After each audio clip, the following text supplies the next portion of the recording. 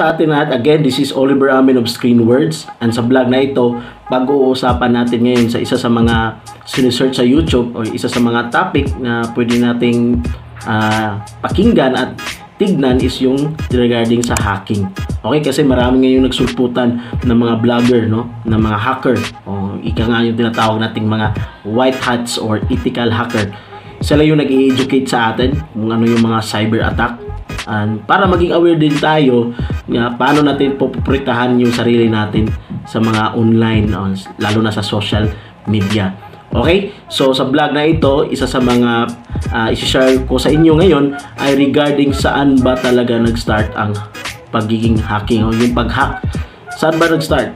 So without further ado, punta na tayo sa screen. Hello guys, at ito na po yung verse na yun, no? Mababasa natin dito sa Genesis, actually Genesis 3, okay? Chapter 3, verse 1 to 13. Dito po talaga nagsimula ang unang pag-hack. Okay? Hindi po sa 19th century. Kung makikita po natin dito sa verse na ito, kung paano hinahack, no? Paano inatake or hinahack ni Satan yung tao. Okay? So, dito po makikita natin na ang Biblia pala ay may nakasulat sa Bible paano hinahack, no? Paano nagsimula ang hacking talaga. And ang pag-hack po, hindi po yan magsisimula sa computer. And we all know, magsi-start po yan sa mind. Okay? Because hacking, it's all about mindset. Okay? So dito po makikita natin, no, sa Genesis chapter 3 verse 1 to 13, kung mababasa po natin, okay? Verse 1, ang ahas ang pinakatuso sa lahat ng hayop na nilikha ng Panginoong Yahweh. Isang araw tinanong nito ang babae, totoo bang sinabi ng Diyos na huwag kayong kakain ng anumang bungang kahoy sa halaman? Okay? So makikita natin dito, ipalagay natin na si Satan, siya yung hacker dito, no? Siya yung black hats. Okay? So gusto niyang i-hack yung ginawa ng God na creation, yung tao. Okay, kailangan niya, gusto niyang lagyan ng virus, gusto niyang gibain yung sistema, yung program ng God, no? Especially yung tao. Okay. So ang ginawa ni Satan, nagplano siya. Isa sa mga plano niya is paano niya i-distort or paano niya sirain yung humanity. Okay, paano niya i-atakihin yun? Isa sa mga naisip niyang paraan is gamitin yung babae. So dito natin makikita yung unang hacking talaga is first is kailangan mo magplano. Okay. So nagplano si Satan dito. Okay. Ano isa sa mga nakita niyang pwede niyang indirectly atakihin is yung babae. Okay? Kasi yung pinaka-plan talaga niya is paano niya, no, na papakainin yung tao sa pinagbabawal ng God. So, dito natin makita, no, sumagot ang babae, maaari naming kainin ang anumang bunga sa halamanan. Okay? At verse 3, sabi niya to, huwag lamang ang bunga ng puno na sa gitna na iyon. Sinabi ng Diyos na huwag naming kakainin at hipuin man ang bunga nito, kung kami raw ay kakain nito at mamamatay kami. So kung makita po natin dito, ang unang atake ni Satan is curiosity po. No? Nagbigay po siya ng katanungan. Nagbigay po siya ng suggestion. Nagbigay po siya ng ideya.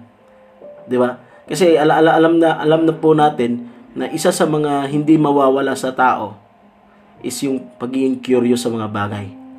At ito po ay tinatake advantage po ng enemy ni Satan. Nagbigay po siya ng tanong or nagbigay po siya ng somewhat ideya. And dito po yung nag-start, no, na ang curiosity ng tao. Okay? So in verse 4, ngunit sinabi ng ahas, hindi totoo yan, hindi kayo mamamatay. Tingnan niyo po kung paano inatake ni Satan yung babae. No? Nag-start po siya dito sa mind. No? Kinondisyon niya po. Okay? Tingnan niyo, sabi niya, ngunit sinabi ng ahas, hindi totoo yan. Hindi kayo mamamatay. Kumbaga, sinasuggest niya sa babae na gawin nyo. Kasi, hindi po yan totoo. Okay? In verse 5, sinabi lang niya ng Diyos, ito yung sabi ni Satan, sapagkat alam niya kung kakain kayo ng bunga na iyon, ay makakaunawa kayo. Kayo'y magiging parang Diyos at malalaman niyo ang mabuti at masama. No? Nakita niyo yung atake ng enemy dito. Hindi niya sinabi nga kainin niyo. But sinabi niya na ito yung rason kung bakit pinagbawalan kayo. Somewhat, he threw a question, at the same time nagsuggest siya para mag-create ng curiosity yung isang tao. Ganon din po ngayon sa buhay natin. Yun yung ginagawa pa rin yun ng enemy.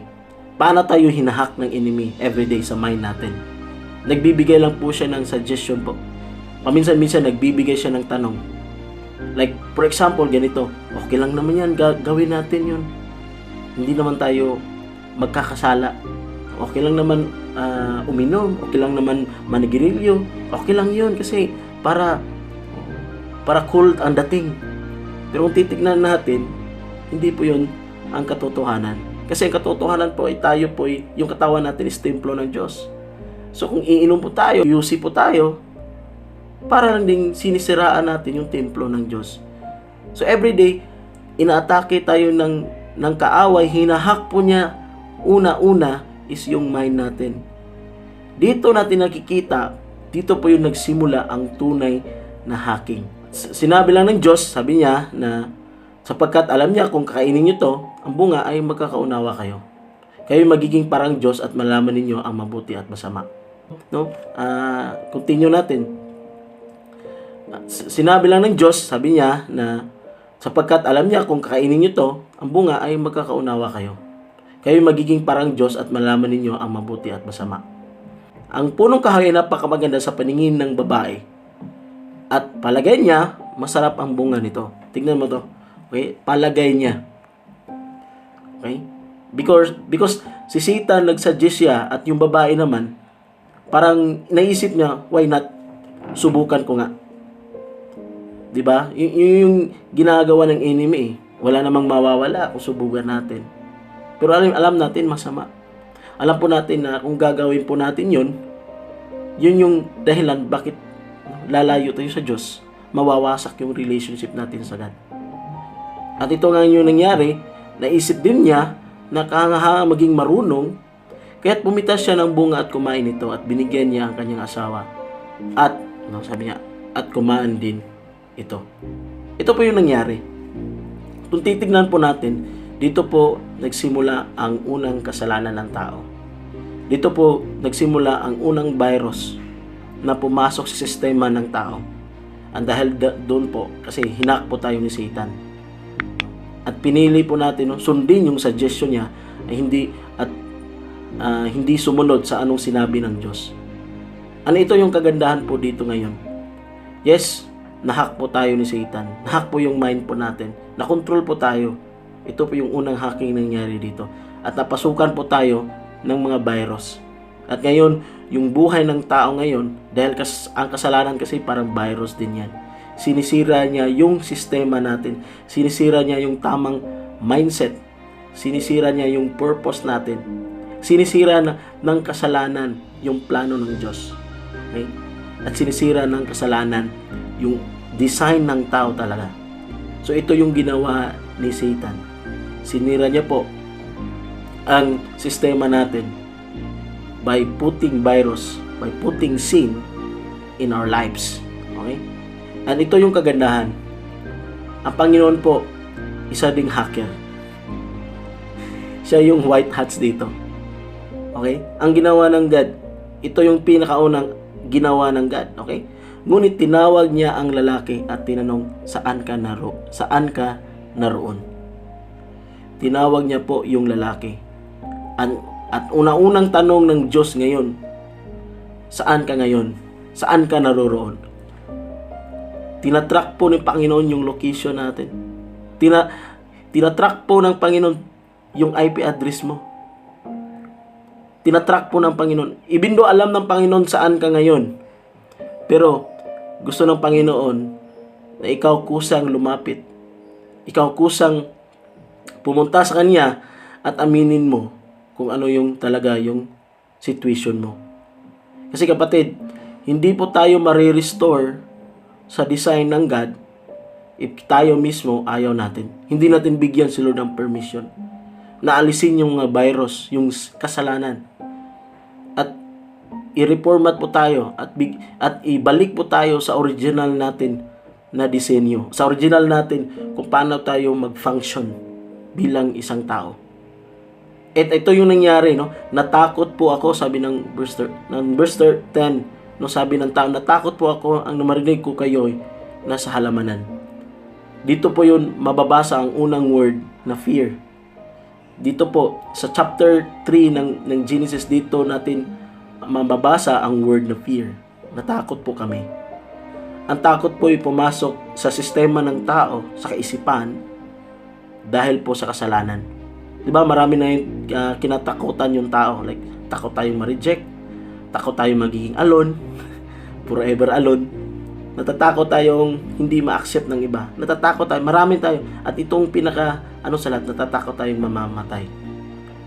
Bakit saan ba nagsimula ang takot? Nagsimula po yan nung nagkasala po tayo. Verse 11, nagtanong muli ang Diyos, sinong may sabi sa iyong hubad ka?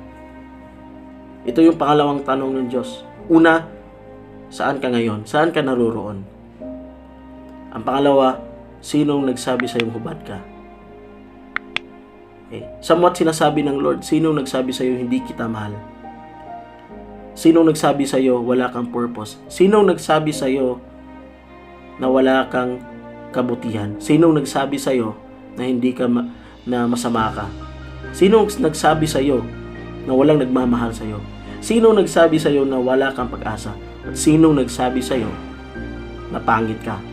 Sinong nagsabi sa iyo na wala kang kwenta? Sinong nagsabi sa iyo na buhay mo ay walang paparoonan?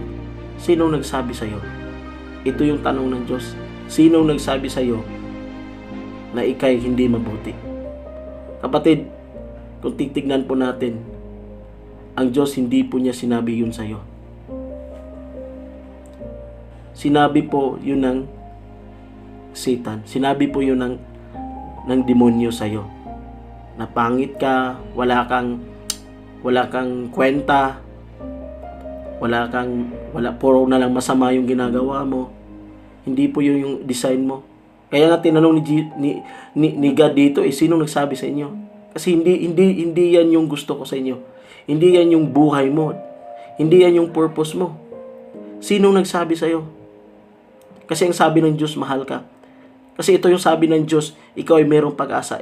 Ito yung sabi ng Diyos na meron kang faith. Sabi ng Diyos, ikaw ay maganda. Sabi ng Diyos, ikaw ay gwapo. Sabi ng Diyos, ikaw ay magiging successful. Sabi ng Diyos, ikaw ay magiging instrumento sa iba. Sabi ng Diyos, ikay kanyang mahal.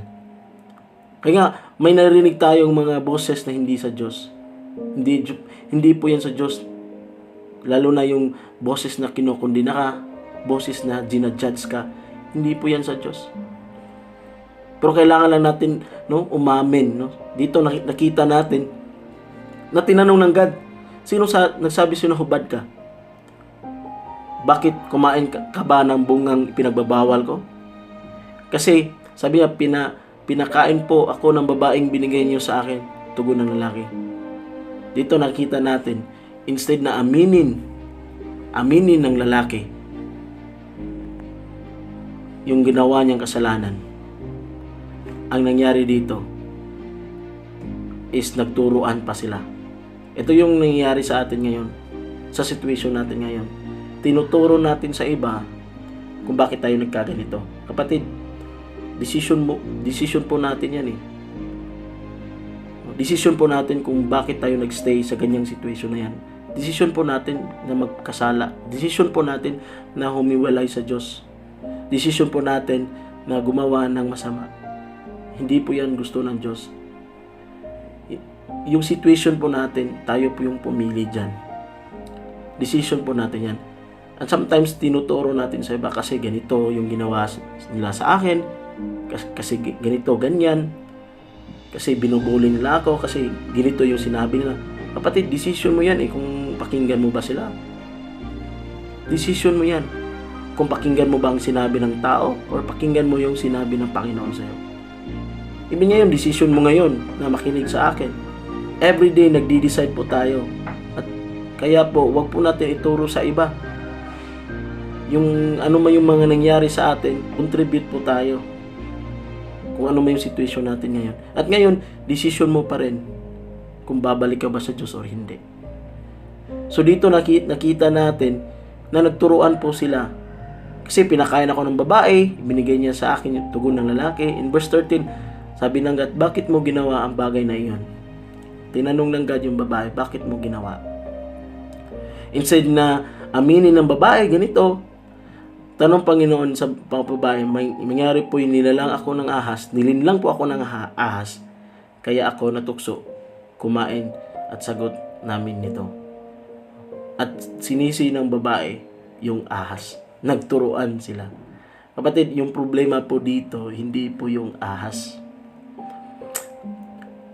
Si Lord po, nakikita niya yung sitwasyon natin ngayon. Ang pinaka-problema po dito, hindi po si Satan. Kasi Satan is already defeated. Talo na po siya doon sa cross. Si God po ay namatay sa cross. Tinalo niya po si Satan doon sa cross ng Kalbaryo. Ang problema po natin ngayon is yung sarili natin. Yung kalaban po natin ngayon, yung tunay na kalaban natin is yung sarili natin. And ngayon, sinasabi ng Diyos, saan ka naroon? Gusto ni Lord, tulungan po tayo. Gusto ng God is aminin po natin yung situation natin na hindi po natin kaya, na kailangan po natin ng Panginoon. At kailangan po natin siya sa buhay natin. At sino po sa iyo hubad ka? Sabi ng Diyos dito. It means, ano ba yung sinabi ko sa iyo? Ano bang sinabi ng word ng God sa iyo? Yun po yung paniwalaan mo. Huwag niyo pong paniwalaan yung mga bagay na hindi po sinabi ng Panginoon sa iyo. Kapatid, ini-encourage kita. Kung ano man yung situation mo ngayon. No?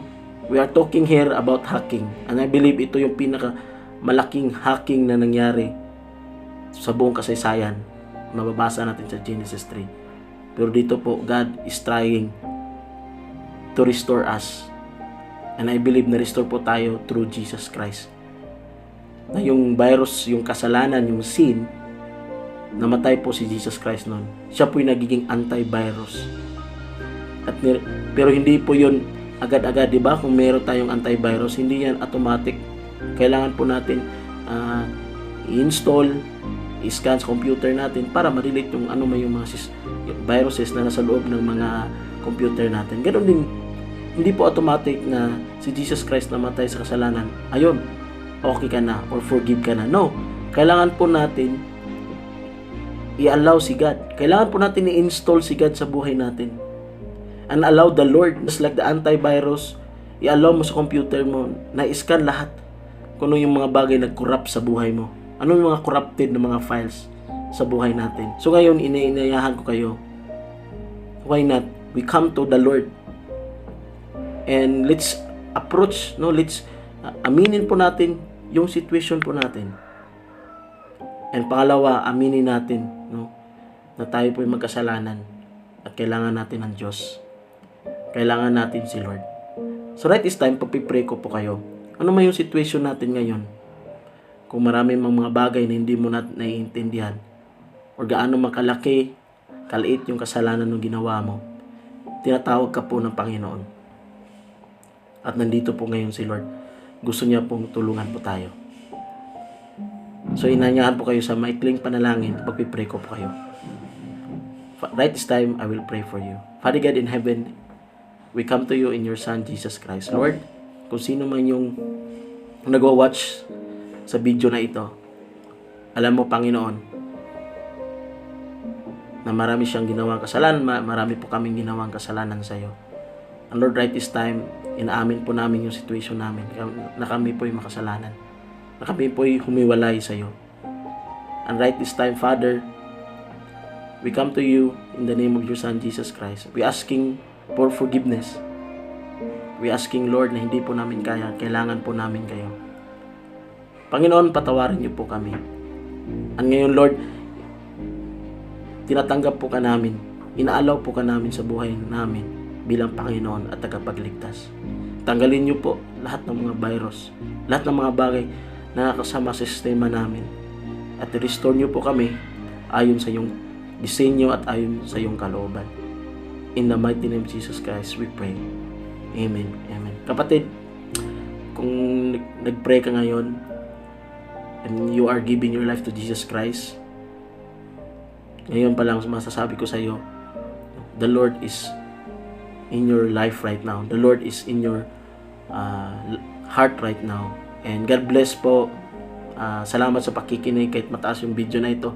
Pero kahit sa maliit na bagay, sa panahon na ito, at least na-encourage ko po kayo. Okay? So, God bless and stay safe po tayo lahat.